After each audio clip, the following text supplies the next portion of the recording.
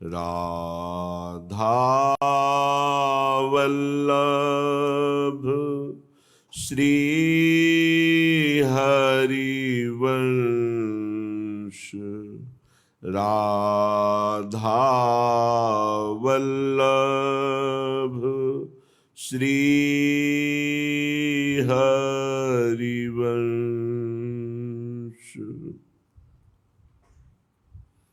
वृंदावनेश्वरी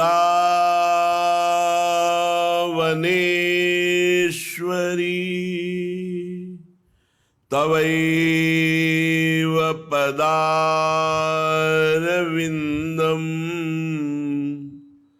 प्रेमामृतैकमकरन्द रसौघपूर्णम्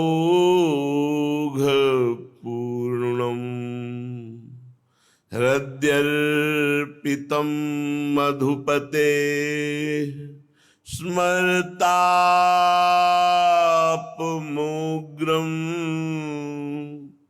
निर्वापयत् परम शीतलमाश्रयामि,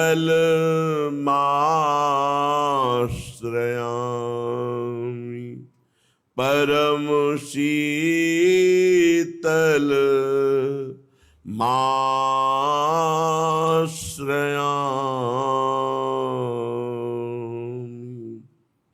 चलते हैं श्रीमद् भागवत महापुराण।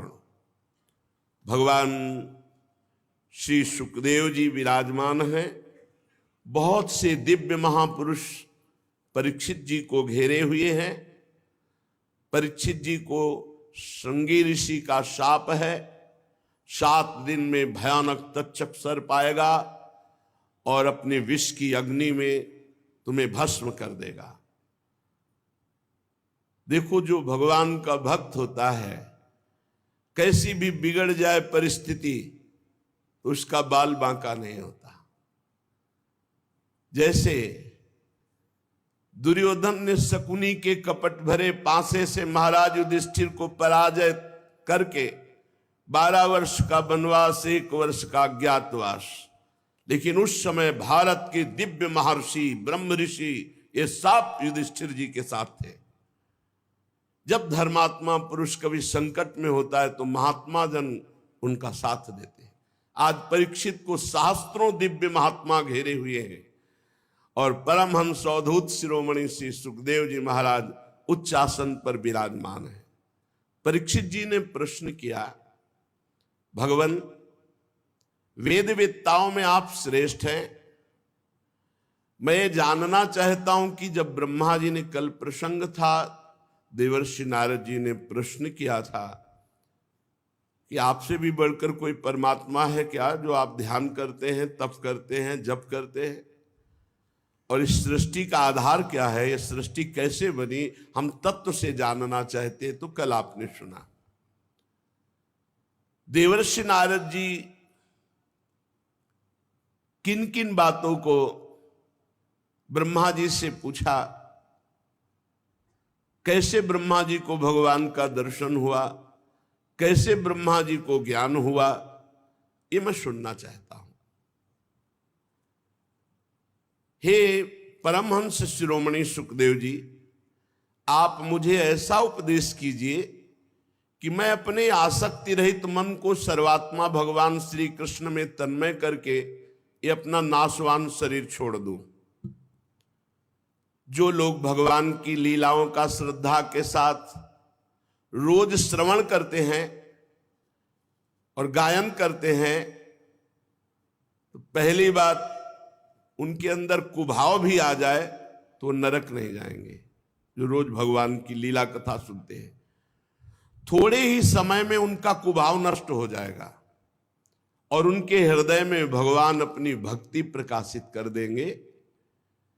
भगवान श्री कृष्ण की जब कोई कथा सुनता है तो प्रविष्टा कर्णरंध्रेण श्वानाम भाव सरोरुहम आहा धुनोति समलम कृष्ण सलिलस्य यथा शरत। जब कोई कानों में भगवान की चर्चा सुनाता है, ध्यान पूर्वक हम उसे सुनते हैं, तो थोड़े ही दिनों में कर्ण छिद्रों से भगवान कथा शब्दों के अंतर्गत बैठकर हमारे हृदय में पहुंच जाते हैं और भगवान प्रकाशित हो जाते हैं। जो ही भगवान प्रकाशित हुए तो जैसे शरद ऋतु आने पर जल का गंदलापन मिट जाता है, एकदम निर्मल हो जाता है, वैसे ही मन निर्वासनिक एकदम निर्मल हो जाता है। कथा सुनने मात्र से भगवान प्रविष्टा कर्ण रंध्रेन स्वानाम भाव सरोरुहम, उसके हृदय में भाव प्रकट कर देते हैं। कर्ण रंध्रों से स्वयं भगवान हृदय में जाकर प्रकाशित हो जाते हैं। धौतात्मा पुरुषः कृष्ण पाद मूलम न मुंचति, मुक्त सर्व परिक्लेशः पांथः स्वशरणम यथा। जब भगवान हृदय में प्रवेश कर जाते हैं, मन निर्मल हो जाता है, तब उसकी ऐसी दशा हो जाती है, वो क्षण क्षण में रोता है, क्षण क्षण में आनंदित होकर नाचता है, क्षण क्षण में हृदय से गाता है। बड़ी अद्भुत दशा हो जाती है। वो फिर एक क्षण के लिए भी कभी भगवान का विस्मरण नहीं कर सकता। वो समस्त क्लेशों से छूटकर ऐसे विश्राम को प्राप्त होता है जैसे परदेश गया हुआ आदमी घर आने पर विश्राम प्राप्त करता है। हमारा घर क्या है? वृंदावन। घर वाले कौन है? प्रिया प्रीतम सहचरियां। हम भूल से माया के भ्रम में फंसकर शरीर और शरीर संबंधियों में अपना मोह कर लिए, यही हमारी दुर्गति का कारण है।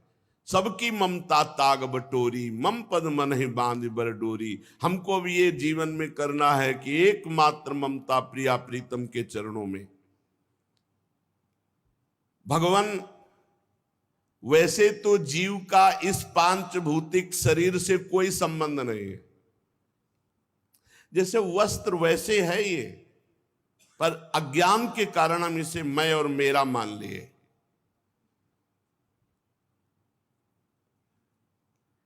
कैसे जीव माया में आसक्त हो जाता है। ये क्या है भगवान की माया? परीक्षित जी कह रहे यद्यपि जीव का इस पंचभूत शरीर से कोई संबंध नहीं, फिर भी वो मैं मेरा मान, ये क्या है माया? ये क्या बात है प्रभु कि जो जीव है वो परमात्मा स्वरूप है, निर्विकार है, फिर भी वो विकार को प्राप्त हो रहा है। उसका पंचभूतों से कोई संबंध नहीं, फिर भी पंचभूतों में मैं मेरा किए हुए। प्रभु आपने पहले बताया कि विराट भगवान से ही लोकों की रचना हुई और लोकपालों की रचना हुई। अब हम आपसे प्रश्न करते हैं कि महाकल्प और उनके अंतर्गत अवांतर कल्प कितने हैं? भूत भविष्य वर्तमान काल का अनुमान कैसे किया जाता है? क्या स्थूल देहाभिमानी जीव की आयु भी निश्चित होती है या घटाई बढ़ाई जा सकती है? ये जो देहाभिमानी जीव, क्या इसकी आयु निश्चित है? इसको घटाया बढ़ाया जा सकता है क्या अनुष्ठान के द्वारा, जैसे मृत्युंजय, महामृत्युंजय आदि? हे ब्रह्म ऋषि, काल की सूक्ष्म गति है तो उसका मैं वर्णन सुनना चाहता हूं, समय का, त्रुटि से लेकर के परार्ध तक। प्रभु मैं ये जानना चाहता हूं कि जीव किस कर्म से कौन सी गति को प्राप्त होता है। ये देवता, मनुष्य आदि योनियां तीन गुणों के फल स्वरूप प्राप्त होती है, सतोगुण, रजोगुण, तमोगुण। तो कौन सा कर्म करने पर जीव को देवता बनना पड़ता है, कौन सा कर्म करने पर राक्षस बनना पड़ता है, कौन कौन सी योनियों में जा, ये आप दिव्य दृष्टि संपन्न महापुरुषों में जानना चाहता हूं।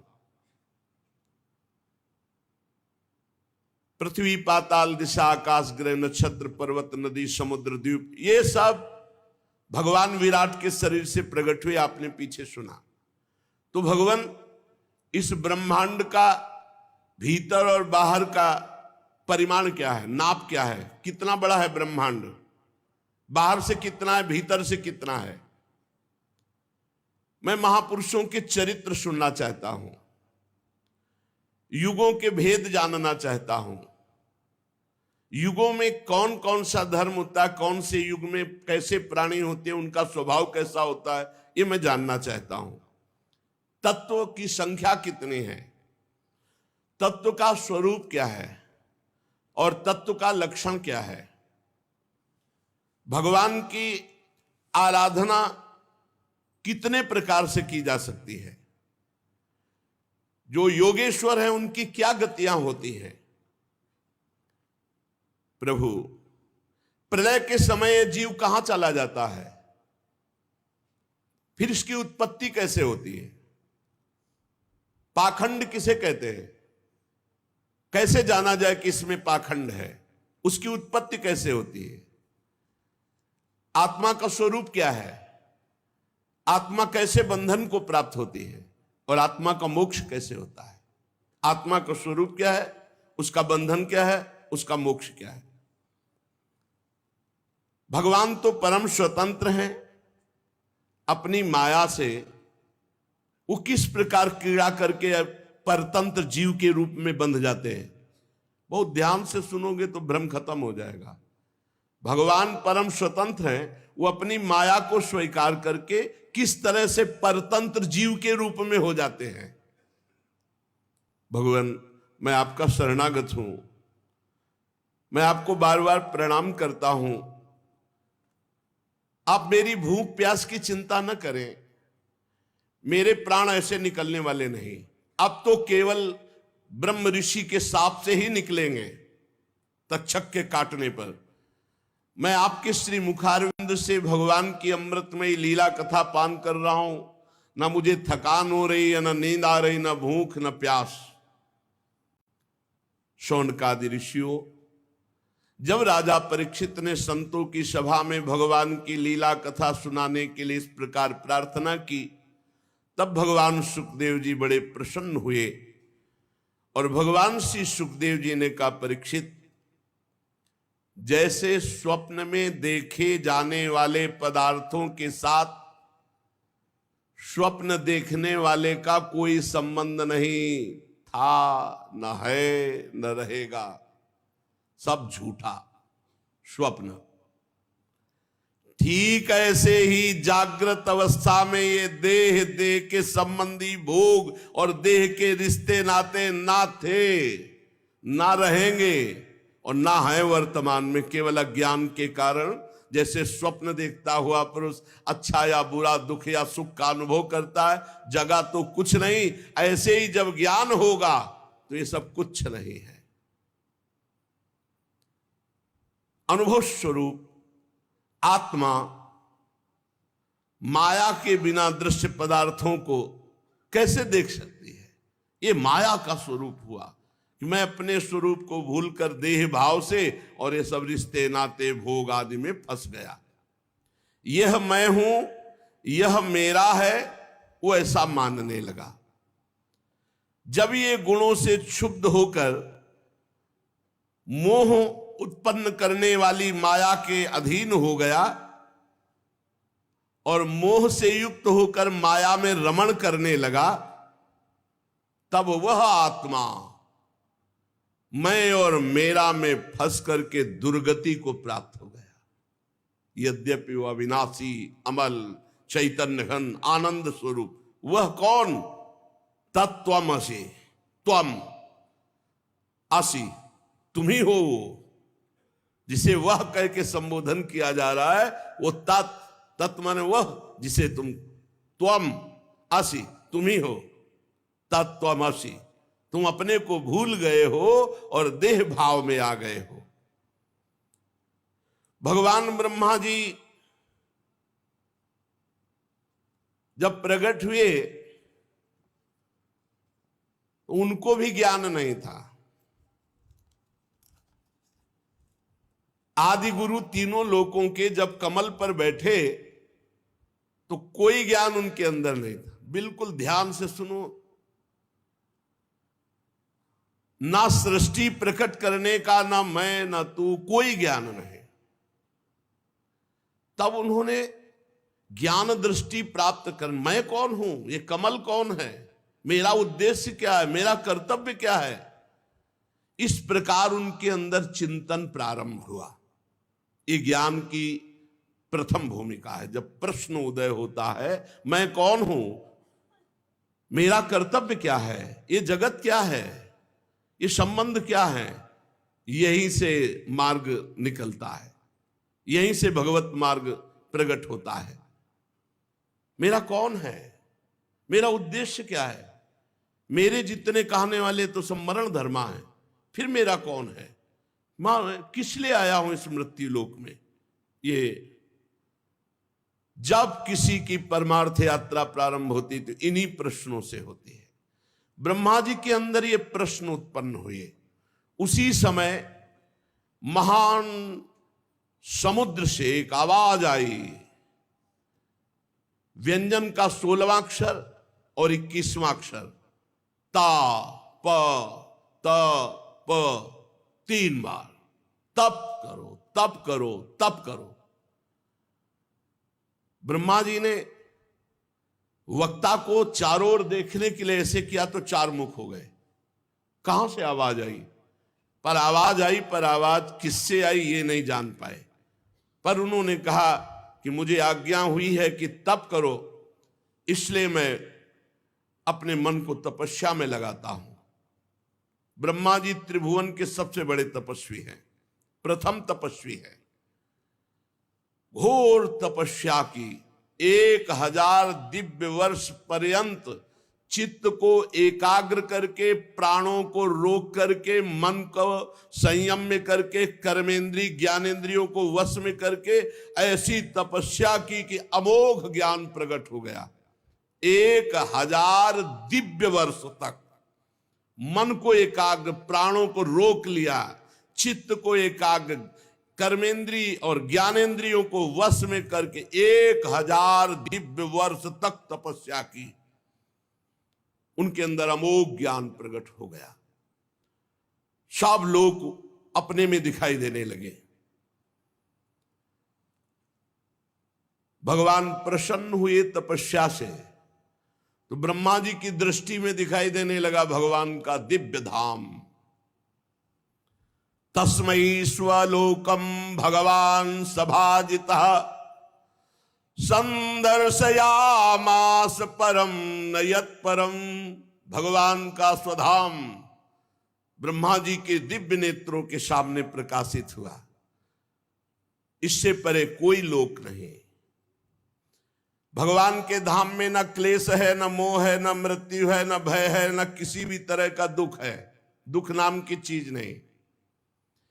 एक बार जिसे भगवान के धाम का दर्शन हो जाता है, वो इतना महान हो जाता है कि देवता भी उसकी बार बार स्तुति करते हैं। सुरासुरार्चिता।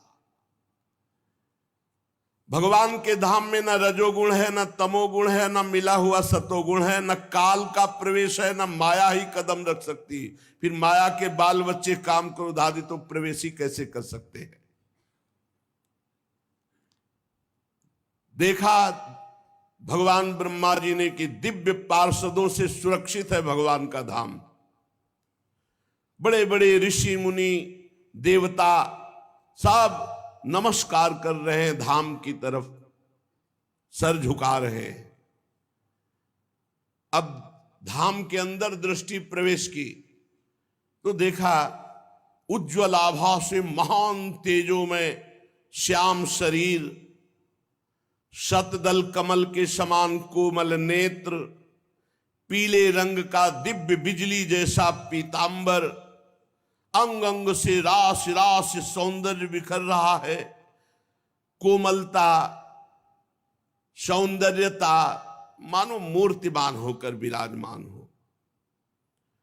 और ऐसे ही भगवान के सब पार्षद हैं। जैसे भगवान का स्वरूप ऐसे भगवान के पार्षद, सबकी 4-4 भुजाएं, महान तेजस्वी दिव्य अस्त्र लिए हुए भगवान के पार्षद, सब दिव्य मणि में सुवर्ण प्रभा में आभूषण धारण किए हुए तेजो में। धाम की भूमि छवि अद्भुत, कहीं मूंगे की, कहीं वैदुर्य मणि की, कहीं कमल के समान, कहीं उज्जवल स्फटिक मणि के समान, ऐसी भूमि धाम की। सबके कानों में कुंडल, मस्तक पर मुकुट, कंठ में दिव्य मालाएं, जैसे आकाश बिजली से चमक उठता है, ऐसे ही ब्रह्मा जी के नेत्र बड़े तेजोमय हो गए। भगवान के वैकुंठ धाम का दर्शन, वैकुंठ धाम के पार्षदों का दर्शन। अब देखा कि महालक्ष्मी सुंदर रूप धारण किए हुए अपनी दासियों के साथ, विभूतियों के साथ भगवान के चरण चाप रहे हैं। भगवान की मधुर मधुर लीलाओं का गायन करते हुए भगवान के चरण चाप रहे हैं। लक्ष्मी जी उन्मत्त हो रही हैं भगवान के चरणों के स्पर्श से और सौंदर्य से।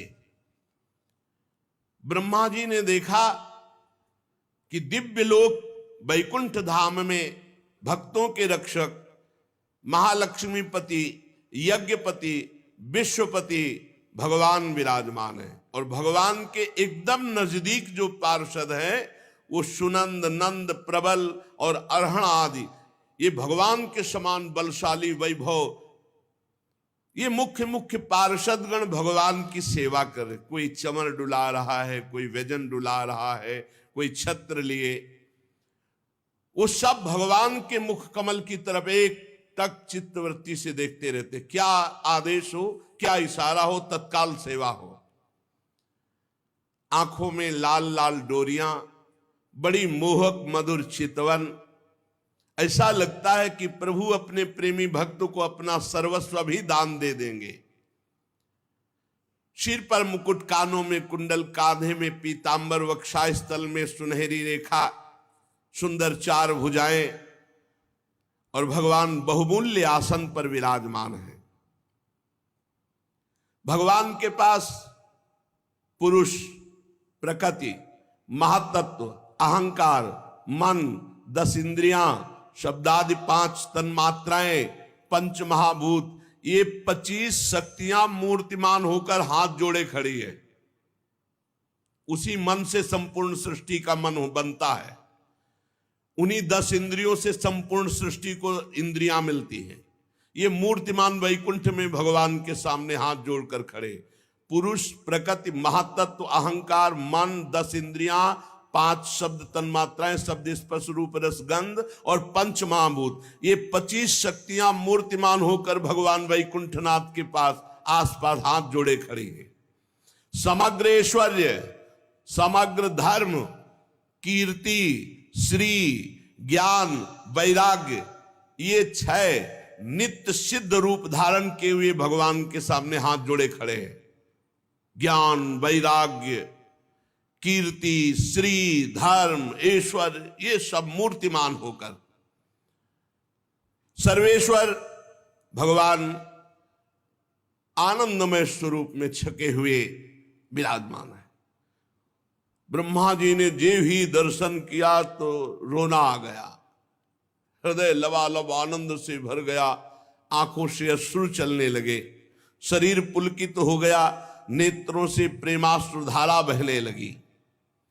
ब्रह्मा जी ने भगवान के उन चरण कमलों में जो परमहंसों की निवृत्ति मार्ग से प्राप्त हो सकते हैं, सिर झुकाकर प्रणाम किया।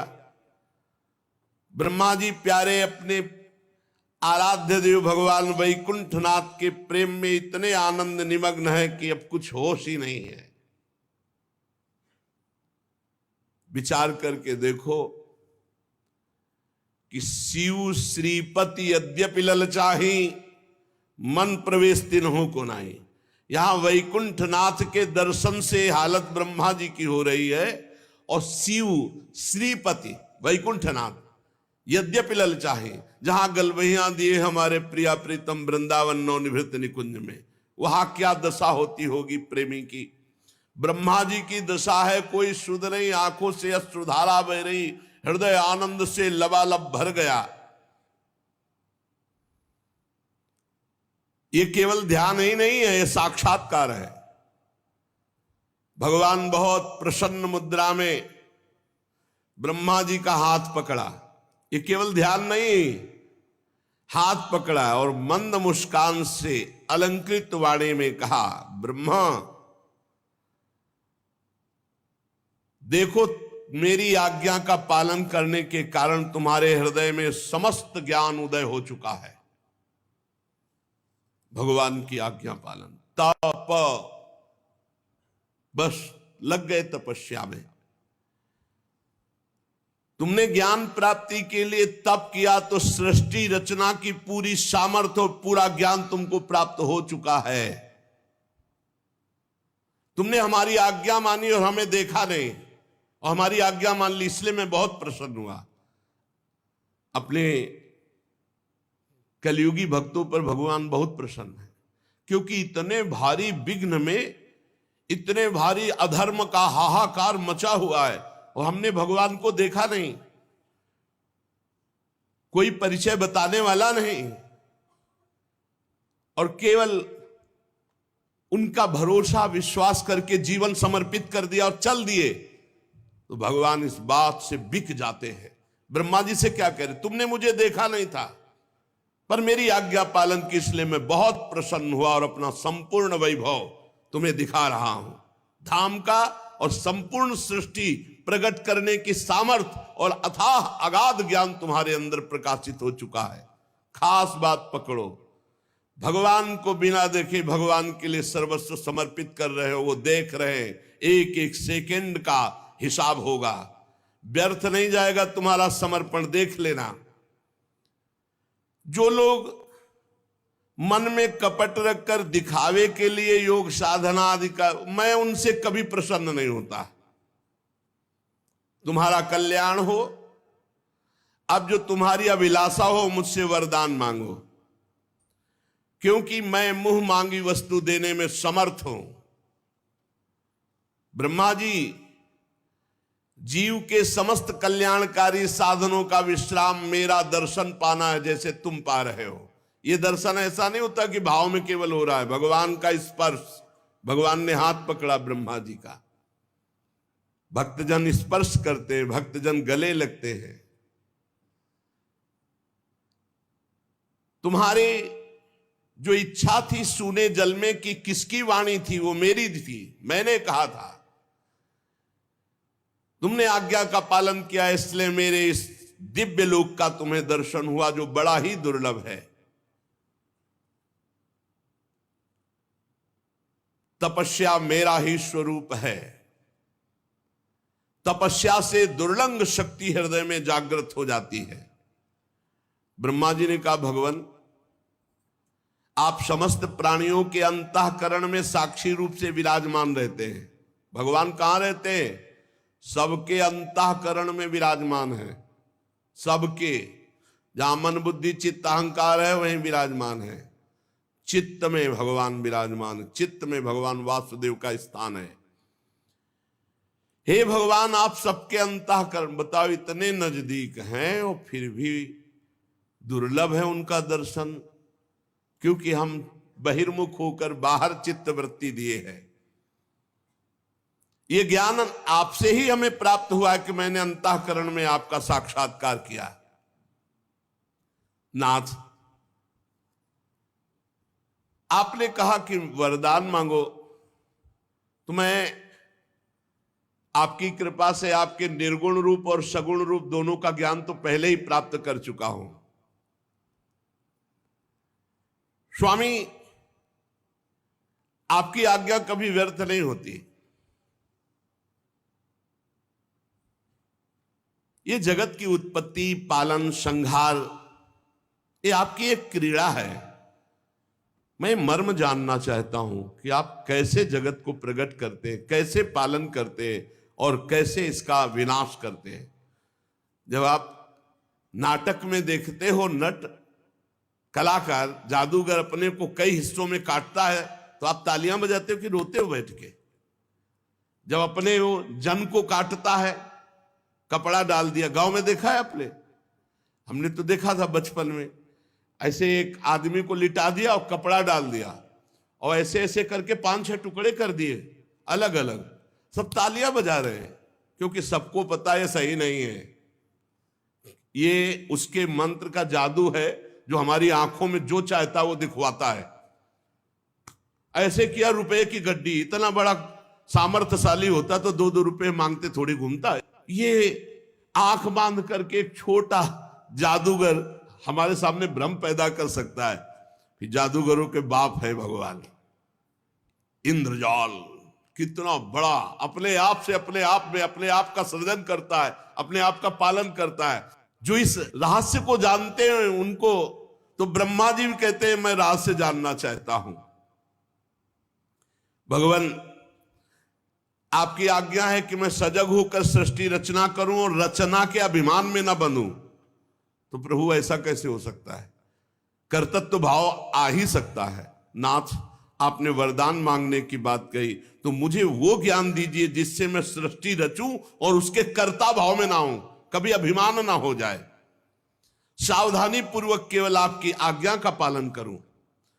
बहुत सुंदर भगवान ने ज्ञान दिया है। अगर समझ जाओगे तो आप भी निहाल हो जाओगे। बहुत बड़ा नहीं है, 4 श्लोक में ज्ञान दिया है। अब उसे पकड़ लेना। भगवान कह रहे ज्ञानम परमम गुह्यम में यद विज्ञान समन्वितम सरहस्यम तदंगम च गृहाण गदितम मया। ब्रह्मा जी तुम मेरे भक्त हो, मेरी आज्ञा का पालन करते हो, इसलिए मैं अत्यंत गोपनीय अपने स्वरूप का ज्ञान मैं तुम्हें दे रहा हूं, तुम इसे ग्रहण करो। यह ज्ञान बड़ा गोपनीय है, मेरी कृपा से ही केवल ज्ञान होता है, पढ़ने लिखने से नहीं होता, किसी साधना से नहीं होता, मेरी कृपा से होता है। अब जो ज्ञान दे रहे हैं उसे सुन लो, इसे बैठा लेना। गुरु कृपा से बचपन में जब चले थे उसी समय ये बात बैठ गई थी दिमाग में। तो उसकी शुरुआत जैसे बच्चा थे उसी भाव से हुई थी। कुत्ते को देखते तो इसमें भगवान है, कुत्ता भगवान कैसे हो सकता है यार? ऊपर का खोल कुत्ता है, अंदर तो भगवान है ना इसमें। ऐसे शुरू किए थे। नहीं, नजदीक आएगा तो डंडा तो मारेंगे ही, तो डंडे में भी तो भगवान है। बहुत लड़ाई लड़नी पड़ी थी। अब उस समय उत्तम ज्ञान तो था, पर उसकी शुरुआत उस शुरुआत में ही बड़ा आनंद प्रारंभ होने लगा था।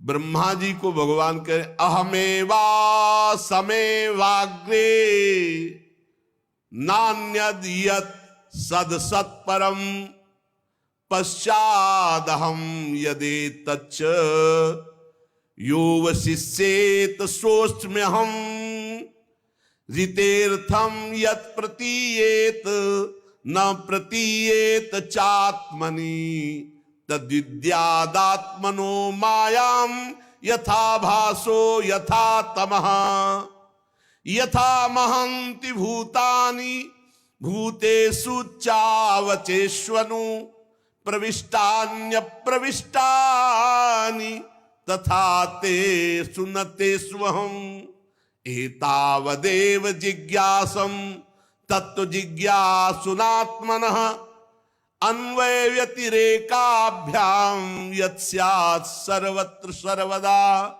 एतन्मतं समातिष्ठ परमेण समाधिना भवान कल्प विकल्पेषु न विमुह्यति कर्हिचित्। भाव सुनो, ब्रह्मा जी जब तुम भी पैदा नहीं हुए थे तो केवल मैं ही था। सृष्टि के पूर्व में केवल मैं ही मैं में कुछ नहीं जुड़ा था, केवल मैं। मेरे अतिरिक्त ना स्थूल था, ना सूक्ष्म था, ना कारण था, ना अज्ञान था, ना माया, कुछ नहीं, मैं ही मैं। जब सृष्टि नहीं रहेगी तो मैं ही मैं। जब सृष्टि नहीं थी पूर्व में तो मैं ही मैं, और जब सृष्टि नहीं रहेगी तो मैं ही मैं। तो बीच में जो कुछ प्रतीत हो रहा है वो मैं ही मैं, दूसरा कुछ नहीं। मत्ता परतरम नान्यत किंचिदस्ति धनंजय। हे धनंजय, मेरे सिवा कुछ नहीं, मैं ही मैं हूं। बस इसी का अनुभव करना है। बड़ा आनंद, प्रारंभ में ही बड़ा आनंद, भगवान ही भगवान, सब में बार बार अनुभव करना, सब में भगवान। जो सृष्टि के बाद कुछ बचेगा वो मैं। ब्रह्मा वास्तव में ना होने पर भी जो कुछ ये दिखाई दे रहा है ना, ये नेत्र दोष है। जैसे नेत्र दोष हो जाए तो दो चंद्रमा दिखाई देने लगेंगे, तो है तो एक ही, पर नेत्र खराब है तो दो दिखाई दे रहे। ये जो द्वैत भास रहा है, मेरे में माया, मैं मोर तय तोर, ये केवल अज्ञान। मुझ परमात्मा में दो चंद्रमाओं की तरह ये जगत मिथ्या है। जो द्वैत दिखाई दे रहा है, मैं ही मैं, केवल भगवान है। मैं सब में विराजमान हूं, पर मेरी माया के कारण मैं नहीं दिखाई देता और सब कुछ दिखाई देता है। जैसे प्राणियों के पंचभूत रचित छोटे बड़े शरीरों में आकाश आदि पंच महाभूत उन शरीरों के कार्य रूप निर्मित होने के कारण प्रवेश भी करते, और पहले से उन स्थानों में उन रूपों में विद्यमान है तो प्रवेश भी नहीं करते। ऐसे ही हम प्राणियों के शरीर की दृष्टि में उनमें आत्मा के रूप में प्रवेश किए हुए हैं, और आत्मदृष्टि से हम कहीं प्रवेश भी नहीं किए हुए हैं। ये शरीर में जैसे पंचभूतों से बना है, अब कहा जाए इनमें पंचभूत प्रवेश नहीं करते, तो प्रवेश क्या करेंगे? वो पंचभूत से बना हुआ है। तो बोले इस जगत में भगवान प्रवेश नहीं करते। प्रवेश क्या करते? भगवान ही बने हुए हैं जगत। बात को समझो। प्रविष्टान्य प्रविष्टानि तथा तेषु न तेषु अहम्। वे मेरे में नहीं, मैं उनमें नहीं हूं। क्यों? क्योंकि मैं ही मैं हूं। दो नहीं है, वे और मैं नहीं, केवल मैं ही मैं हूं। यही समझ ला है। भगवान कह रहे यथा महंति भूतानि भूतेषु च वचेष्वनु प्रविष्टान्य प्रविष्टानि तथा तेषु न तेषु अहम्। कह रहे हैं वो मेरे में नहीं और मैं उनमें नहीं हूं, क्योंकि उनमें और मेरे में ये दो शब्द नहीं है, केवल मैं ही मैं हूं। पहले बता चुके हैं, मैं ही मैं हूं। तो मैं में क्या प्रवेश करे? जल जब बर्फ रूप हुआ तो उसमें जल ही जल है और कुछ नहीं है। तो भगवान जब जगत रूप बले तो केवल भगवान ही भगवान है, कुछ नहीं है। वही है, वही त्रिगुण है, वही पंचभूत है, वही 10 इंद्रियां हैं, वही चतुर्थ अंतःकरण है, वही सब कुछ बने हुए हैं। हो गया ज्ञान, इसी से जीवन मुक्त हो जाता है। ये अनुभव की बात है। ये अनुभव में पूरा जीवन लगता है, पूरा जीवन भगवान ही भगवान, भगवान ही। मुक्त हो गए, कुछ नहीं है, केवल भगवान। एक भगवान अनेक रूपों में, अनेक को एक में समेट ले, वही साधना। भगवान ने क्या किया? एको हम बहुश्यामा, एक से बहुत रूपों में हो जाए। तुम्हें क्या करना है? बहुत रूपों को एक में समेट दो, बस सवाल हल। जीवन मुक्त, परम धाम पहुंच गए। इससे पिंड नहीं छूट रहा। यही बहुत बड़ा रोग है, शरीर राग। ब्रह्मा जी समझ पाए मेरे अतिरिक्त कुछ नहीं है। बड़े लीला बिहारी हैं, सब रूपों में भगवान हैं, पर ऐसे ऐसे उनके रूप हैं कि मानना ही नहीं पड़ कि ये भगवान कैसे हो सकते हैं। नहीं, और वही सब हैं। और यही जान गया सो महात्मा। समहात्मा सुदुर्लभा वासुदेवा सर्वमिति समहात्मा सुदुर्लभा। ये भगवान नहीं है, ये भगवान नहीं है। ये निषेध पद्धति दो प्रकार से जाना जाता है, व्यतिरेक और अन्वय। अन्वय व्यतिरेकाभ्याम यत् स्यात् सर्वत्र सर्वदा। पहले क्या करे कि नहीं में आवे, ये नहीं, ये नहीं, ये नहीं। परिवार माया मोह, रुपया पैसा, ये सब माया मोह भगवान का। हटते हटते जब भगवान में चित्तवृत्ति तन्मय हुई, फिर सर्वम खलमिदम ब्रह्म सिद्धांत चलता है। ब्रह्म सत्यम, ये जगन मिथ्या, ये झूठा है, ये सत्य नहीं। और है सत्य, पर सवाल हल करना है। तो ब्रह्म सत्यम जगन मिथ्या। और जब सत्य चिंतन में पहुंचे तो बोले सर्वम खलविदम ब्रह्म, सब कुछ ब्रह्म ही है। भगवान ही भगवान सदा सर्वत्र सब रूपों में है। जिसको ज्ञान प्राप्त करना है तो इससे बढ़कर कोई ज्ञान नहीं है। भगवान ही पूर्णता, सच्ची मानिए, बड़ी पूर्णता है। गंगा की रेती में पद्मासन लगा करके जब यही बात का चिंतन होता है ना, रोमांच होता है। कई कई घंटे शांत, गंगा एकदम ब्रह्म स्वरूप है, ब्रह्म द्रव कहा ही गया है गंगा जी को। बहुत विशुद्ध ज्ञान की प्राप्ति गंगा जी से, गंगा जी से परम आसक्ति। गंगा जी का किनारा छोड़कर हमको कहीं कोई तीर्थ जाना या कहीं कोई कुछ अच्छा नहीं लगता था। बस जीवन में अगर हमारे कहीं कुछ तीर्थ स्थान हुए तो सब गंगा जी के किनारे। चित्रकूट इसलिए गए क्योंकि वृंदावन वहीं से, काशी से चित्रकूट और चित्रकूट से वृंदावन, नहीं कहीं और नहीं, कहीं नहीं गए विश्व में, बस वही गंगा का किनारा। बस यही लगता था पूर्णता है। और गंगा जी कैसे, तुम्हें बताओ कैसे कैसे भाव प्रकट करते।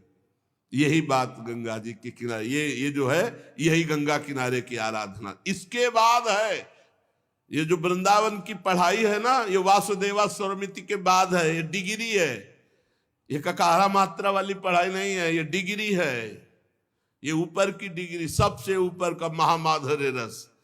श्री जी बड़ी कृपालु है कि अपने अधमों को ऐसे महारस में निमग्न करने का अवसर दिया। अगर इतना जान लोगे तो ब्रह्मा जी तुम्हें मोह नहीं होगा। इतना जान लो कि मैं ही मैं, भगवान ही भगवान है, मोह नहीं होगा। बस ये जानना है, अंदर व्यवहार नहीं करना, व्यवहार नहीं करना, जानना है, दृष्टि रखना है, व्यवहार नहीं करना। अज्ञानी जो होते हैं ना, वो व्यवहार में उतर जाते हैं तो भ्रष्ट हो जाते हैं, उनको बोध नहीं हो पाता। जैसा व्यवहार वैसे ही करना है, लेकिन दृष्टि सब में रख ली, एक ही परमात्मा। ये तो माया का नाटक हो रहा है, एक ही परमात्मा। स्वांग जैसा है वैसा, पिता हो तो पिता का स्वांग करो, पुत्र हो तो पुत्र का, शिष्य तो शिष्य, गुरु तो गुरु, जो स्वांग मिला वैसे ही करो, लेकिन है वही, बस ये दृष्टि रखना है। व्यवहार में नहीं, व्यवहार में उतारना मूर्खता होती है, वो ज्ञान नहीं होता व्यवहार में उतारना। जैसे विद्या विनय संपन्ने ब्राह्मणे गविहस्तनी स्वनिचय सुपाकेचा पंडिता समदर्शिना। विद्या विनय संपन्न ब्रह्म ऋषि में, चांडाल में, कुत्ते में, हाथी में, गाय में एक ही दृष्टि रखनी है कि सब में परमात्मा है। बस व्यवहार नहीं करना, व्यवहार में अलग अलग होता है। कई बार चर्चा हुई, व्यवहार में भेद दृष्टि रहती है। जो कहते हैं कि अरे वो तो ज्ञानी नहीं, वो भेद दृष्टि रखते, तो वो मूर्ख है जो इस बात को नहीं समझता। सम दृष्टि दर्शन करनी है, सम वर्तन नहीं करना, सम व्यवहार नहीं हो सकता, नहीं हो सकता, बिल्कुल नहीं हो सकता। एक घर ही में देख लो, बेटी है, बहन है, माता है, ये स्त्री शरीर है, तीनों में भगवत बुद्धि रखनी, लेकिन व्यवहार में एक परम पवित्र बेटी है, एक परम पवित्र बहन है, और एक अर्धांगिनी है, और एक माँ है, तो व्यवहार में भेद हो जाएगा। चारों के व्यवहार अलग अलग होंगे, लेकिन ब्रह्म चारों में एक ही विराजमान है, तो व्यवहार दृष्टि अलग अलग रहे। एक गुरुजी ने यही सुनाया शिष्य को, सब में भगवान है, क्योंकि शास्त्र का ये सबसे बड़ा ज्ञान है। अब एक हाथी, पागल हाथी चला आ रहा था, महावत अंकुश से उसको वश में कर रहा था, वश में नहीं होता, चिल्लाए बाबा जी भाग, मेरा हाथी पागल मार डालेगा। सब में भगवान है, गुरुजी ने कहा है, जय भगवान। हाथी आया, उठा के पटक दिया ऐसे, सब चुप। अब वो लद के गए गुरुजी के पास, उनका क्या हो गया बेटा? बोले दुर्दशा। बोले तो किसी ने रोका नहीं? बोले नहीं, रोक तो रहा था, महावत जो है बहुत दूरी से चिल्ला रहा था, बाबा जी भागना, मेरा हाथी पागल है। तो बोले हाथी में भगवान देखा, महावत में नहीं देखा? महावत में नहीं, महावत चिल्ला रहा था कि भगवान वही भी तो है, चिल्ला रहे थे भाग दूरी, हाथी पागल। तो ऐसी मूर्खता न करे, सब में भगवान है, पे व्यवहार में भेद रखना है नहीं? व्यवहार में भेद रखना है, सब में भगवान है, व्यवहार में भेद रखना है, दृष्टि सम रखनी। सम दृष्टि की बात आई, समवर्तन की बात नहीं, सम दर्शन करने की बात आई। भगवान श्री सुखदेव जी कहते हैं, परीक्षित, लोक पितामह ब्रह्मा जी को इस प्रकार उपदेश दे करके तत्काल धाम, पार्षद, भगवान सब अंतर ध्यान हो गए, कुछ नहीं। अभी तक भगवान का स्पर्श कर रहे थे, भगवान से वार्ता हो रही थी। ऐसे ही होता है। ब्रह्मा जी बार बार प्रयास करने लगे, न वो रूप, न वो धाम, न वो पार्षद। भगवान ने हटा लिया अपने आप को। तब अंजलि बांधकर पुनः उसी धाम और भगवान को प्रणाम किया, और जैसी सृष्टि पूर्व में रचना की थी वो पूरी कला उनके हृदय में आ गई। धर्मपति प्रजापति ब्रह्मा जी ने सारी जनता को प्रकट करने के लिए भगवान की आराधना की थी। देवर्षि नारद जी मायापति भगवान के माया का तत्व जानने की इच्छा से बड़े सौम्य होकर ब्रह्मा जी से ये वार्ता कई से चल रही। श्री सुखदेव जी सुना रहे परीक्षित जी को, और सूत जी सुना रहे शौनक जी को, और भगवान ब्रह्मा जी सुना रहे हैं देवर्षि नारद जी को। ब्रह्मा जी और भी प्रसन्न हुए और फिर देवर्षि नारद जी को 10 लक्षण वाले इस महामहिम भागवत पुराण का उपदेश किया। श्री सुखदेव जी महाराज कह रहे परीक्षित, इस भागवत पुराण में सर्ग विसर्ग स्थान पोषण ऊति मनवंतर ईशानुकथा निरोध मुक्ति और आश्रय, इन 10 का वर्णन किया गया है। इनमें जो 10वां आश्रय तत्व है, इसी का ठीक ठीक निश्चय करने के लिए ऊपर के 9 का वर्णन किया गया है। ये 10वीं बात आ जाए तो मुक्त हो जाए। आश्रय, मैं भगवान के आश्रय में प्रियाजू के आश्रय हूं। अरे यहां तक कह दिया हरिराम व्यास जी ने कि काहू के बल भजन को, कोई भजन बल रखता है, कोई जितेंद्रिय आदि सदाचार व्रत, लेकिन हम तो कुंवर के भरोसे में हैं, सोवत पांव पसार। काहू के बल भजन को, काहू के आचार, व्यास भरोसे कुंवर के सोवत पांव पसार। इसका भी ठीक ठीक चिंतन हुआ आश्रय तत्व का। बस हमें लगता है कि पूर्व से ही ज्ञान का मार्ग तो था, लेकिन आश्रय तत्व पर बहुत जोर था, इसीलिए भक्ति का ये रंग आया या आना था तो आश्रय तत्व पर जोर दिया था प्रारंभ में ही। और इस आश्रय तत्व पर ये जो ठीक ठीक बात कही जा रही कि ठीक ठीक इस आश्रय तत्व को समझने के लिए ही ये 9 ऊपर का वर्णन किया गया है आश्रय तत्व ही। फिर नवधा भक्ति की 9वीं भक्ति पर दृष्टि गई, आत्मसमर्पण। आश्रय, आत्मसमर्पण, सर्वत्र भगवान, 3 बातों को बहुत गंगा किनारे मनन होता। उसी का भाव कहीं न कहीं अंदर हृदय में था, तो कैसा होगा वृंदावन। ये प्रकट हुआ, रास दिखाई, महादेव जी ने कहा चलो जहां का है वही भेज देते हैं, बड़े कृपालु। अब वर्णन करते हैं कि सर्ग विसर्ग स्थान पोषण ऊति मनवंतर ईशानुकथा निरोध मुक्ति और आश्रय, ये किसे कहते हैं?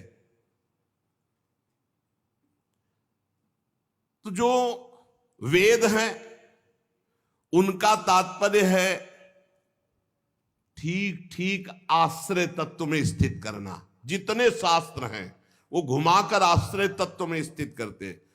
कोई आत्माश्रित है, आत्मस्वरूप में स्थित, कोई भगवदाश्रित है, पर आश्रय तत्व ही है। महात्माओं ने इसका अनुभव किया है। जब ईश्वर की प्रेरणा से गुणों में क्षोभ होता है, उसका रूपांतरण होता है, आकाश आदि पंचभूत शब्दादि तन्मात्राएं इंद्रिया अहंकार महातत्व की उत्पत्ति होती है, इसे सर्ग कहते हैं। ये जो तत्वों की उत्पत्ति होती है इसे सर्ग कहते हैं। उस विराट पुरुष से उत्पन्न ब्रह्मा जी के द्वारा जो विभिन्न चराचर सृष्टियों का निर्माण होता है उसको विसर्ग कहते हैं। प्रतिपल नाश की ओर बढ़ने वाले सृष्टि को एक मर्यादा में स्थित रखने वाले भगवान विष्णु की जो श्रेष्ठता सिद्ध होती है उसका नाम स्थान है। सर्ग विसर्ग स्थान। अपने द्वारा सुरक्षित सृष्टि में भक्तों के ऊपर उनकी जो कृपा होती है भगवान की, उसका नाम है पोषण। मनवंतरों के अधिपति जो भगवत भक्ति और प्रजा पालन रूप शुद्ध धर्म का अनुष्ठान करते हैं उसे मनवंतर कहते हैं। सर्ग विसर्ग स्थान पोषण और मनवंतर। और फिर ऊति, जीवों की वे वासनाएं जो अनंत काल से दबी हुई है, वो जब उठती हैं तो ऐसे कार्य करवाते जिससे बंधन हो जाता है, उसे ऊति नाम से कहते हैं। जीवों की वासनाओं के कारण जो होने वाले कर्म है उनको ऊति कहते हैं। भगवान के विभिन्न अवतारों के और उनके प्रेमी भक्तों की जो विविध कथाएं हैं उनको ईश कथा कहते हैं। जब भगवान योग निद्रा स्वीकार करके शयन करते हैं तब इस जीव का अपनी उपाधियों के साथ लीन हो जाना निरोध कहा जाता है। अज्ञान कल्पित कर्तृत्व भोक्तृत्व अनात्म भाव का परित्याग करके स्वरूप परमात्मा में स्थित हो जाना, इसे मुक्ति कहते हैं। और चराचर जगत की उत्पत्ति और पालन और प्रलय जिनसे होता है वो है भगवान, वो है परब्रह्म भगवान। भगवान का आश्रय ही सबकी पूर्णता है, आश्रय भगवान का। जो नेत्रादि इंद्रियों के अभिमानी दृष्टा जीव है वही इंद्रियों के अधिष्ठात्र देवता आदि सूर्य के रूप में, जो नेत्र गोलक आदि से युक्त दृश्य देह है वही उन दोनों को अलग अलग करता है। तीनों में एक का अभाव हो जाए तो दो की उपलब्धि में भी दृश्य नहीं देखा जा सकता। नेत्र गोलक, नेत्रेंद्री और सूर्य, तीनों की उपस्थिति में ही दृश्य दिखाई देगा। एक भी का अभाव हो जाए तो दर्शन नहीं हो सकता, दृश्य नहीं दिखाई दे सकता। इसी प्रकार सबके अधिष्ठात्र भगवान है, भगवान के अभाव में कुछ नहीं है, उनका अभाव है ही नहीं। जहां देखो ता वही विराजमान है, उन्हीं का आश्रय लेना चाहिए, दूसरे का आश्रय नहीं। एकमात्र संसार से पार होने का उपाय भगवान का आश्रय है। पीछे वर्णन हुआ था कि विराट पुरुष का पिंड जल में पड़ा, तो जल को कहते हैं नार। शास्त्रीय भाषा में जल का एक नाम है नार, और उसी नार में पड़े रहने के कारण 1000 वर्ष तक पड़ा रहा था, पीछे ध्यान होगा। तो इसीलिए उसमें चैतन्य घन परमात्मा प्रवेश किया तो उसका नाम हुआ नारायण। वो विराट पुरुष ही भगवान नारायण। नारायण भगवान की कृपा से ही द्रव्य कर्म काल स्वभाव और जीवादि की सत्ता है। नारायण भगवान के सिवा किसी का कोई अस्तित्व नहीं है, सब उन्हीं से प्रकट हुए। सब नारायण की नाभि कमल से ब्रह्मा, ब्रह्मा से सब, तो मूल सबके नारायण हुए। और नारायण में कौन प्रवेश किया था? भगवान श्री कृष्ण। जब भगवान श्री कृष्ण ने देखा 1000 वर्ष तक वो पिंड पड़ा रहा, चेतना नहीं आई, तो आप स्वयं उसमें प्रवेश हुए, तब नाम हुआ नारायण। अर्थात भगवान श्री कृष्ण के अंश से ही उस नार में शयन करने वाले महान नारायण नाम से कहे गए। नार माने जल। उन अद्वितीय भगवान नारायण ने योग निद्रा से जागकर जब अनेक होने की इच्छा की तो वही अखिल ब्रह्मांड के अनंत जीवों के रूप में हो गए। वही भगवान ही भगवान है, दूसरा कोई नहीं। ये जो दूसरा दिखाई देता है यही माया है। बस यही सब बातें पढ़ के सुन के मन शांत हो जाता। कहां भटकोगे, वही है, दूसरा कोई नहीं, शांत एकदम। तभी पहला भाव क्या आता है अपने भक्ति में? शांत भाव। फिर दास्य सख्य वात्सल्य, क्योंकि हमारे भगवान का स्वरूप क्या है? शांताकारम। तो सबसे पहला भाव उपासक का है शांत भाव। वही अपने को 3 भागों में विभक्त कर दिया, अधिदैव अध्यात्म अधिभूत। परीक्षित, सच्चिदानंद भगवान अपने आप को ही विराट रूप में और विराट रूप से अपने आप को ही इस जगत रूप में प्रकाशित कर दिया। शौनक जी ने पूछा, महाराज ये तो बात आप बताइए कि पीछे आपने एक बात कही थी वो छूट गई। आपने हम लोगों को बताया था कि विदुर जी हस्तिनापुर त्याग कर तीर्थ यात्रा के लिए गए, तो किन किन तीर्थों में गए और सुना कि विदुर जी की उद्धव जी से वार्ता हुई थी। तो उद्धव जी तो भगवान के बड़े ज्ञानी भक्त, क्या वार्ता हुई।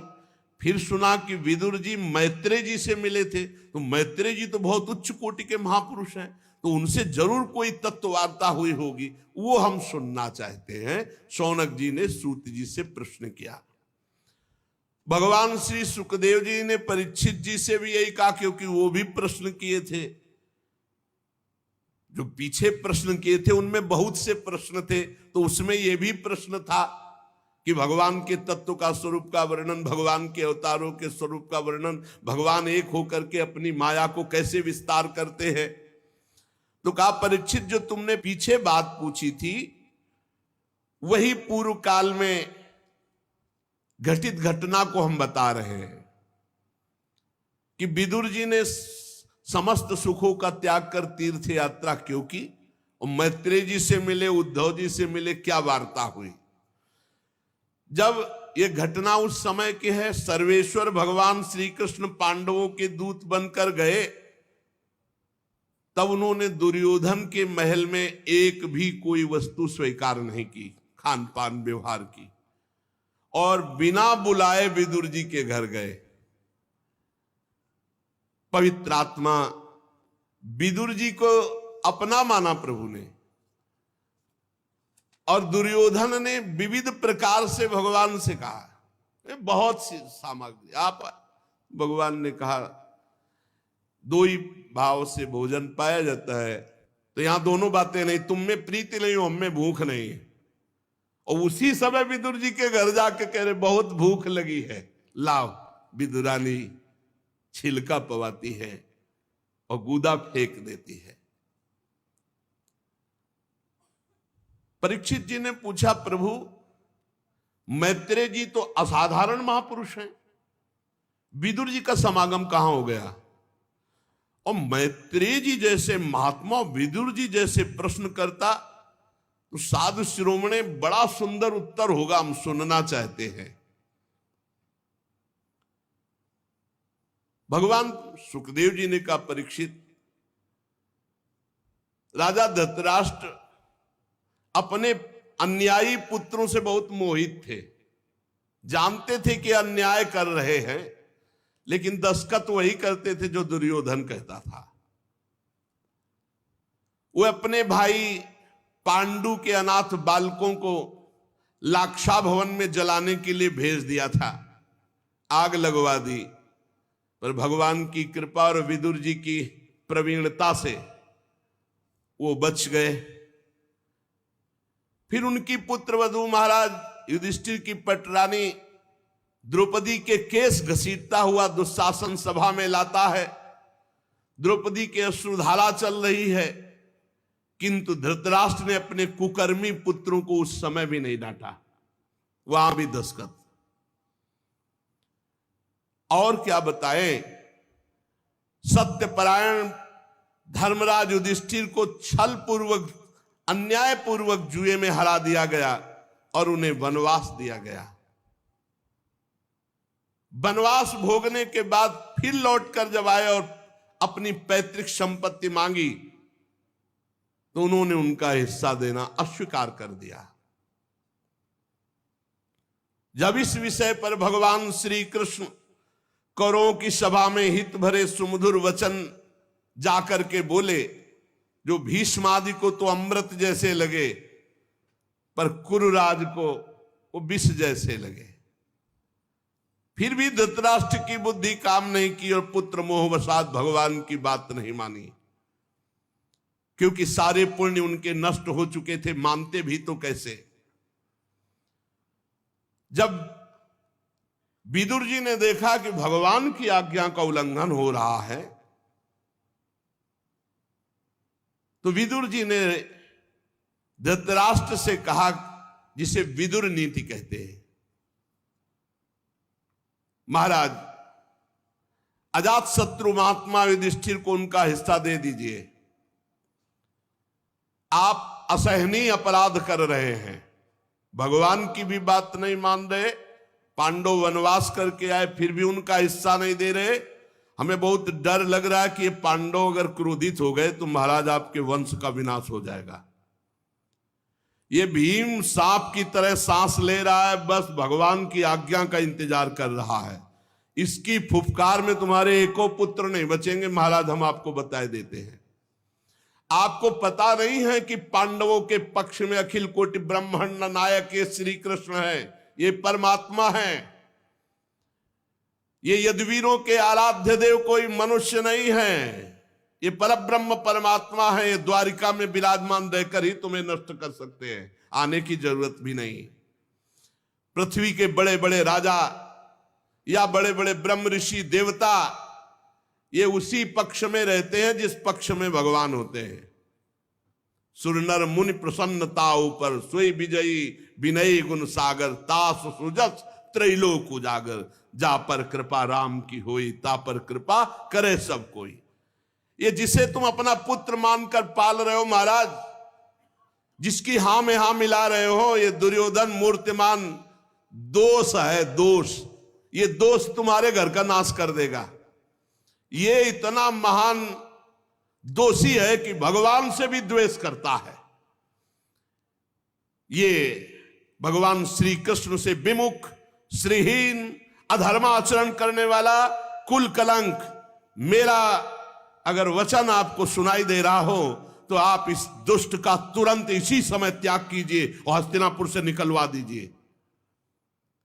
विदुर जी महान नीतिज्ञ, धर्मराज का साक्षात स्वरूप है। साधु जन भी विदुर जी का आदर करते, भगवान भी आदर करते।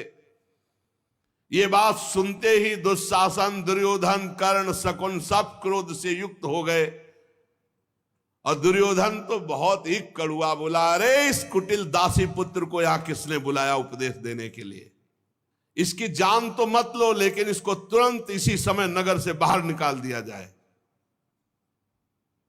महाराज धृतराष्ट्र सुन रहे, एक भी शब्द नहीं बोले। ये बड़े भाई के सामने ऐसे कानों में विषैले शब्द, विदुर जी ने कुछ भी बुरा नहीं माना। समझ रहे थे कि भगवान इनका विनाश करवाना चाहते हैं, इसलिए ऐसी इनकी भाषा निकल रही। धृतराष्ट्र को प्रणाम किया और सामने द्वार पर धनुष बाण रख दिया और हस्तिनापुर से निकल पड़े। अब ऐसे राज्य में नहीं रहना जो भगवत विमुख, जहां से दुष्टों का बोलबाला, अधर्म का बोलबाला हो। कौरवों को विदुर जैसे महात्मा उपदेश देने वाले बड़े भाग्य से मिले थे। जे ही हस्तिनापुर से चले तो सबके पुण्य नष्ट हो गए। कौरव पक्ष के अपमान कर दिया विदुर जैसे महात्मा का। साधु अवज्ञा तुरंत भवानी कर कल्याण अखिल के हानि। विदुर जी हस्तिनापुर से चलकर भूमंडल के तीर्थों में विचरण करने लगे, जहां श्री हरि, ब्रह्मा, रुद्र आदि इन महान के द्वारा जो तीर्थ स्थापित है, उन तीर्थों में विचरण किया। जहां जहां भगवान के पवित्र वन, पर्वत, कुंज, निर्मल जल, सरोवर, उन सब में स्नान करना, वहां अनुष्ठान करना, ऐसे विदुर जी तीर्थों में विचरे। और ऐसे भेष में रहते कोई ये जान न पाए कि विदुर जी हैं। साधारण जो भोजन मिल जाए, शुद्ध वृत्ति से भूमि में शयन करना, शरीर को मलना नहीं, बस ऐसे स्नान कर लेना। और कठोर व्रतों का पालन करते हुए भारतवर्ष के प्रत्येक तीर्थों में विचरण किए। जब वे प्रभास क्षेत्र में पहुंचे तब तक भगवान श्री कृष्ण की सहायता से महाराज युधिष्ठिर सर्वनाश का खेल खेल चुके थे। कौरवों का विनाश हो चुका था और वो चक्रवर्ती सम्राट पद पर हस्तिनापुर में विराजमान हो चुके थे युधिष्ठिर जी। प्रभास क्षेत्र में जब सूचना मिली कि कौरवों का विनाश हो गया तो सरस्वती नदी के पास जाकर चुपचाप मौन होकर बैठ गए विदुर जी। काफी देर भगवत चिंतन करते हुए अपने मन को संभाला। फिर वहां से त्रित, उष्णा, मनु, पृथु, अग्नि, असित, वायु, सुदास, गौ, गुह और श्राद्ध देव नाम के प्रसिद्ध 11 तीर्थों का सेवन किया, अवगाहन किया। इसके बाद भगवान के अनेक मंदिरों, अनेक तीर्थों का सेवन करते हुए हर समय भगवान का नाम जब श्री कृष्णचंद्र जी का, वहां से फिर चले सौराष्ट्र, सौवीर, मत्स्य, कुरजांगल होते हुए यमुना के किनारे आए तो ये देखा कि यमुना किनारे बहुत ही अशुभ प्रवाह करते हुए उद्धव जी विराजमान है। बड़ा आश्चर्य हुआ कि ऐसे बड़े महात्मा और आंसू प्रवाह कह रहे हैं। उद्धव जी को देखा विदुर जी ने, ये भगवान के प्रख्यात सेवक, मित्र, बृहस्पति जी के शिष्य, परम ज्ञानी, शांत स्वभाव। विदुर जी नजदीक गए, देव उद्धव जी ने देखा, गाढ़ आलिंगन किया। विदुर जी ने अश्रु देख करके समझ लिया कुछ तो ऐसा है जो नहीं सुनना चाहिए। पर उद्धव जी से पूछा, उद्धव जी, पुराण पुरुष बलराम जी और भगवान सच्चिदानंद श्री कृष्ण, जिनकी नाभि कमल से ब्रह्मा जी प्रकट हुए और ब्रह्मा जी की प्रार्थना से ये प्रकट हुए, सकुशल है ना? वसुदेव जी आदि सकुशल हैं। सात्वत, वृष्णि, भोज, दासार, वंशी, यादव, उग्रसेन, ये सब सकुशल हैं। महाराज युधिष्ठिर अपनी अर्जुन और श्री कृष्ण रूपी दोनों भुजाओं की सहायता से अब न्याय पूर्वक प्रजा का पालन कर रहे हैं, सकुशल है। बोलो उद्धव जी, ये दोनों परिवार सकुशल हैं। श्री सुखदेव जी कहते हैं कि जब विदुर जी ऐसा पूछने लगे तो उद्धव जी और रोने लगे। अपने स्वामी का स्मरण आ जाने से वो कुछ भी उत्तर न दे सके। बाल्यावस्था से भगवान श्री कृष्ण में आसक्त थे उद्धव, भगवान के साथ रहे हैं, अब तो वृद्ध हो गए हैं। बाल्यावस्था से भगवान की चिंतन में, भगवान के ही गुणगान में, अब तो वृद्ध हो गए, भगवान के साथ रहते रहे। और विदुर जी के पूछने पर तो और फफक कर रोने लगे। विदुर जी का हृदय घबरा गया। उद्धव जी श्री कृष्ण के चरणारविंद मकरंद के सुधा सरोवर में बोल न सके। आनंद मगन होकर तीव्र भक्ति के द्वारा उनकी बड़ी ऊंची स्थिति, वृद्ध शरीर, शरीर में रोमांच, मुंदे हुए नेत्रों से प्रेमाश्रुधारा। विदुर जी ऐसे उद्धव जी के दर्शन करके बहुत कृतकृत्य हो रहे हैं। कुछ समय बाद उद्धव जी बाह्य दशा को प्राप्त हुए और विदुर जी से कहने लगे, विदुर जी, जो आप पूछ रहे हो हम उन प्रभु से वंचित हो गए हैं। भगवान श्री कृष्ण रूपी सूर्य अस्त हो गया है। विदुर जी, मैं क्या कुशल सुनाऊं, अब ये मनुष्य लोग बड़ा भागा हो गया है और यदुवंशी तो नितांत अभागे, भाग्यहीन हो गए। क्योंकि जब श्री कृष्ण के साथ रहते थे उन्होंने पहचाना ही नहीं कि परब्रह्म परमात्मा है। जिस तरह समुद्र में अमृत था पर मछलियां नहीं पहचान पाई कि समुद्र में अमृत है, ऐसे ही यदुवंशी लोग बस भगवान को एक श्रेष्ठ योगी समझते, ये नहीं समझ पाए कि सर्वात्मा भगवान है। सर्वांतर्यामी भगवान को एक श्रेष्ठ योगी, एक श्रेष्ठ यादव, भगवान की माया से मोहित इन यदुवंशियों ने भगवान की निंदा तक की, शिशुपाल आदि। ये नहीं समझ पाए, आज मैं उन्हीं भगवान से वंचित हो गया हूं। उद्धव जी कह रहे, जिन्होंने कभी तपस्या नहीं की थी उन लोगों ने भी दर्शन भगवान का पाया। विदुर जी, आज वही त्रिभुवन मोहन रूप अंतर ध्यान हो गया है। अब भगवान प्रगट में अपने रूप को नहीं रखा, अंतर ध्यान कर लिया। मेरे नेत्र ही छिन गए और उद्धव जी रोने लगे। भगवान ने योग माया का प्रभाव दिखाने के लिए मानव लीलाओं के योग्य जो दिव्य श्री विग्रह प्रकट किया था, बड़ा ही सुंदर, बड़ा ही नयनाभिराम, महाराज वो रूप अब अंतर्धान हो चुका है। भगवान ने लीला संवरण कर ली है। धर्मराज युधिष्ठिर के राजसूय यज्ञ में जिसने भगवान के उस नयनाभिराम रूप को देखा, त्रिलोकी में सब कोई लुभायमान हो गया। उनका प्रेम पूर्ण हंसना, विनोद भरी बातें करना, लीला में देखना, महाराज चित्त को चुरा लिया। जैसे कोई कठपुतली चलाने वाले के अनुसार चलती है, वैसे जिसने एक बार रूप देखा वो कठपुतली बन गया उनका। बड़े बड़े महात्माओं के द्वारा आराधन करने योग्य रूप। अजन्मा भगवान ने वसुदेव जी के यहां जन्म लेने की लीला की। सबको अभय देने वाले होने पर भी कंस के भय से ब्रज में जाके छिपे रहना, अनंत पराक्रमी होने पर भी काल यवन के सामने मथुरापुरी को छोड़कर भागना। जब मैं लीलाएं याद करता हूं तो मैं बेचैन हो जाता हूं। मुझे याद है जब देवकी वसुदेव की चरण वंदना करके उन्होंने कहा था, पिताजी माताजी, कंस का बड़ा भय रहने के कारण मुझे आपकी कोई सेवा न बन सकी, इसलिए मेरे अपराध को क्षमा करके आप प्रसन्न हो जाएं। ये बातें जब मैं याद करता हूं तो हे विदुर जी, मेरा चित्त व्यथित हो रहा। वो परमात्मा होकर कैसे बोल रहे थे, जिन्होंने काल रूप अपनी भ्रकुटी विलास से पृथ्वी का सारा भार उतार दिया। उन श्री कृष्ण के पाद पद्म पराग से युक्त ऐसा कौन होगा जो उनको भूल सके। आज मैं उनसे रहित हो गया हूं।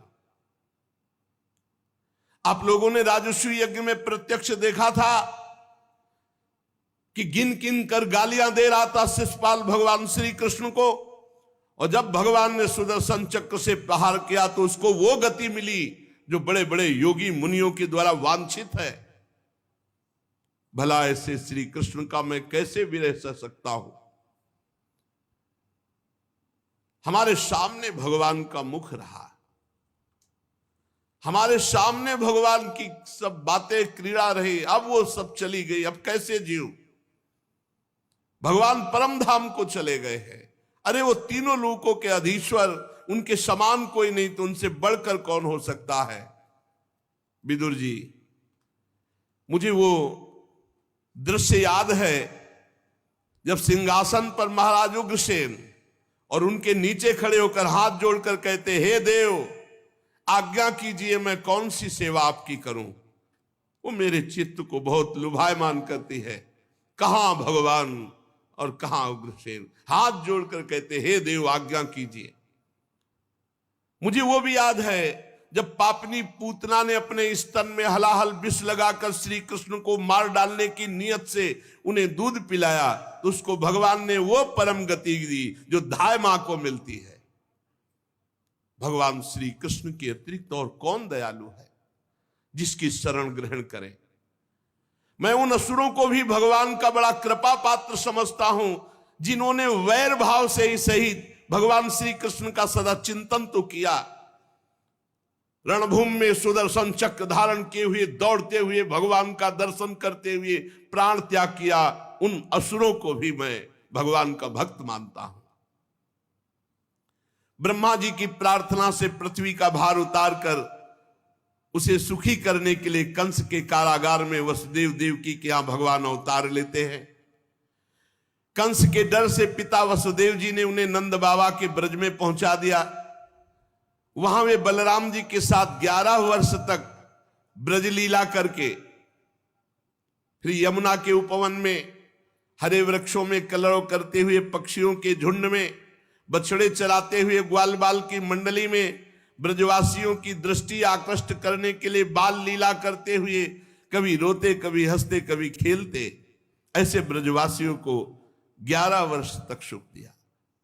ब्रज में बैल बछड़ों गौओं को चलाते हुए अपने अधरों पर बांसुरी बजाकर गोपियों को, ब्रजवासियों को बड़ा सुख देते हुए कंस ने उन्हें मारने के लिए मायावी मनमाना रूप धारण करने वाले राक्षसों को भेजा। अगासुर बकासुर भगवान ने खेल खेल में मार डाला, जैसे बालक खिलौनों को तोड़ फोड़ डालता है। काली नाग का दमन करना, विष को अमृत बना देना, ग्वाल बालों को पुनः जीवित कर देना, भगवान श्री कृष्ण के इन लीलाओं का बहुत हृदय में अब वो अंतर्धान हो गए। महाराज नंद बाबा ने जब इंद्र की पूजा, तो भगवान ने रुकवा कर गोवर्धन पूजा कराई। बहुत गुस्सा हो गया इंद्र और विनाशकारी प्रलयंकारी जल बरसाया। भगवान ने खेल खेल में गोवर्धन पर्वत को 7 दिन 7 रात उठा करके ब्रजवासियों की रक्षा की। महाराज संध्या के समय जब सारे वृंदावन में शरद की चंद्रमा की चांदनी छिटक गई, श्री कृष्ण सम्मान करते हुए गोपियों का आवाहन किया और गोपियों के साथ प्रेम में रास विहार किया। ऐसे में श्री कृष्ण से रहित हो गया। उद्धव जी ने विदुर जी से विनय की और आगे भगवान की विविध लीलाओं का गायन करते हुए उद्धव जी अपने हृदय को संतुष्ट कर रहे हैं। सुशेष चर्चा आगे। श्री राधा वल्लभ लाल की।